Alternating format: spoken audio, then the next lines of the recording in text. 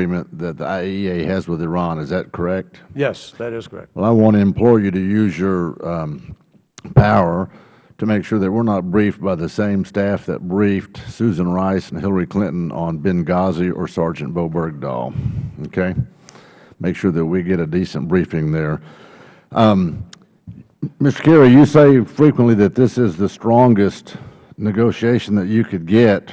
You feel like it was. The President said he would walk away from a bad deal. And I would submit this. Now, you come to us and you say there's not 535 Secretaries of State, and that other countries won't appreciate that Congress is weighing in.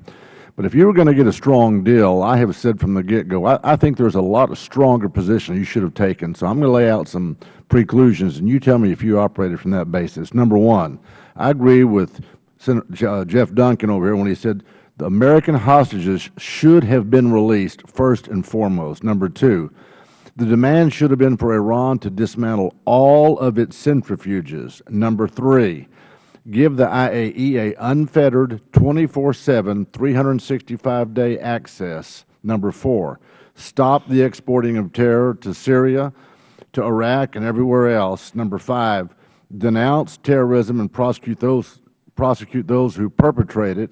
Restore civil rights in their own country. Number six, stop the death chant to America and Israel, and they need to recognize Israel's right to exist, even as a Jewish state, I might add. And number seven, Secretary Kerry, they've been a bad actor for 36 years, going back to 1979.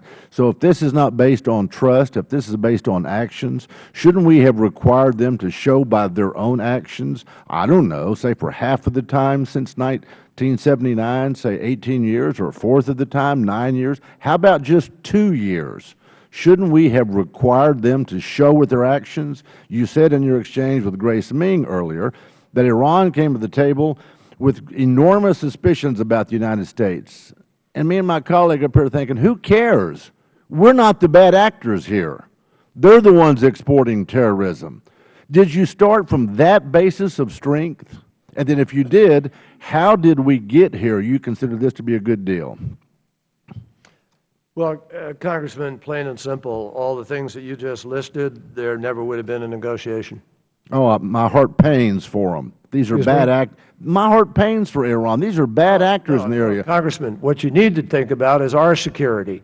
We are better off with Iran not having a nuclear weapon. No question. Our primary objective here was to have a negotiation because they were already at 19,000 centrifuges, already with enough material for 10 to 12 bombs, already enriching at 20%, and they were a step away from a plutonium reactor that could produce enough material for 1 to 2 bombs a year. How long was we stepped into that. I get that. And we've rolled it back. You said that earlier. How long before we knew about Fordow? I beg your pardon. We knew about Fordow. We discovered Fordow. We blew the whistle. How long was it there before we knew about it? I don't know the precise amount of time, but 10 years. I know, but Congressman, we discovered that, and we also discovered. And you want? I'm sorry. Let me just tell you. In 2003, we discovered that they were actually trying to make a bomb, and we did it without inspectors, without this regime. You've said all that. I get that, but it's about the trust that you keep saying that we're going to have. No, there's no trust. Well, you're implying that we can catch them at what they're doing. Yet Fordow went uncovered for about 10 or 12 years. That's not trust. We could supply that information. Right, let me do this. I'm running. Sir, we can classify in a classified environment. We'll talk about that. I'm running out of time. Are you aware of the fact that today, Iran to United Nations, new sanctions could kill the nuclear deal? They are still uttering threats against us. I may remind us, we're not the bad actors here. In a letter to a 15-member body, Iran's UN envoy Gholami Khosrow, if I'm pronouncing it right, said Tehran, quote, may reconsider its commitments, end quote, under the nuclear pact if U.S., European, and UN sanctions lifted under the deal are, quote, impaired by continued application or the imposition of new sanctions with a nature and scope identical or similar to those that were in place prior to the implementation date, irrespective of whether such new sanctions are introduced on nuclear-related or other grounds, unless the issues are remedied within a reasonably short time. Today, they're threatening to walk away from this deal if we implement other sanctions on even other grounds. Now, you're saying the hostages are different? We've got to go to Tulsi Gabbard.